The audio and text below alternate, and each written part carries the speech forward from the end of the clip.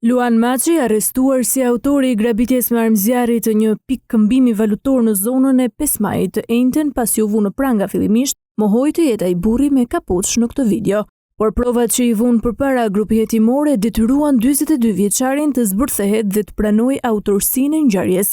Zbuloi në dëshmi se grabitjen kishte kohë që i kishte planifikuar, por e kishte shtyrë për shkak të frikës pas një grabitjeje me armë në një bank pranë zonës së Ish-Parkut. Kisha planifikuar të bëja grabitjen që më përpara, por pas grabitjes me armë në bankën të Ish-Parku u friksova dhe mendova ta shtyja planin për më vonë.